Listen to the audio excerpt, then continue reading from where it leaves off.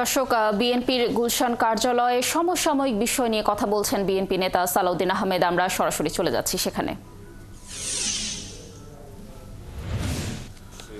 যে বলেছে প্রায় একই জিনিস, কিন্তু রাষ্ট্র পরিচালনার মূলনীতিগুলো ৮, ৯, ১০ এবং ১২ এই অনুচ্ছেদগুলোতে বিধৃত আছে। সেই অনুচ্ছেদগুলোর বিষয়ে সংস্কার কমিশন থেকে যে সুপারিশ করা হয়েছে, এই যে তারা একই বিষয়গুলো ওখানে রিপ্লেস করতে চেয়েছেন। যেমন একটা প্রস্তাব দেওয়া হয়েছে যে ধর্মনিরপেক্ষতা ইত্যাদি এগুলো বিলুপ্ত করা হোক। এখন বিভ্রান্তিটা ওই জায়গায়, আমরা সেখানে বলেছি একমত নয়, কিন্তু আমরা এই চাই। হ্যাঁ, আমরা চেয়েছি পঞ্চম সংশোধনীতে যেটা গৃহীত হয়েছে, যেটা পঞ্চদশ সংশোধনীর পূর্বাবস্থা, সেইটা আমরা বহাল করা হোক, সেটা চেয়েছি। কিন্তু সবাই মনে করছে যে ধর্মনিরপেক্ষতা বাতিলের কথা বলছে, আপনারা সেটা একমত নন কেন? বিষয়টা তা নয়। আমরা পরিষ্কার করার জন্য বলছি যে আপনাদের যে প্রতিস্থাপন, বহুত্ববাদ সহ অন্যান্য বিষয়, এই বিষয়গুলো একসাথে আসতে হবে।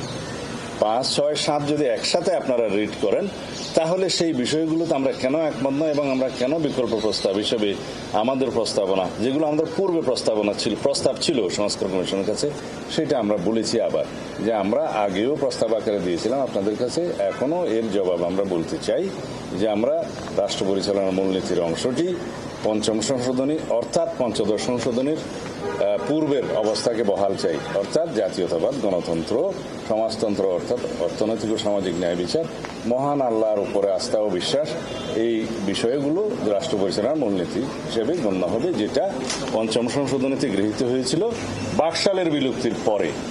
তো এটা আমরা আজকে পরিষ্কার করে আপনাদের কাছে বললাম। আশা করি এই বিষয়ে আর কোনো বিভ্রান্তি থাকবে না। মানে হচ্ছে যে আমাদের এখন সংবিধানে যেটা আছে রাষ্ট্রধর্ম নিয়ে কোনো সুপারিশ তো বাতিলের আসেনি, সেটা সংস্কার কমিশন মেনে নিয়েছে। আমরা তার সাথে আগেই একমত, এ বিষয়ে কোনো মন্তব্য তাদের আসেনি। অনেকে বলছেন, বিশ্লেষণ করে তারা বলছেন যে আপনারা ২০০১ থেকে ৬ সাল পর্যন্ত যে সংবিধান রেখে এসেছিলেন। দর্শক, বিএনপির গুলশান কার্যালয়ে সমসাময়িক বিষয় নিয়ে কথা বলছিলেন বিএনপি নেতা সালাউদ্দিন আহমেদ। আমরা যুক্ত ছিলাম সেখানে।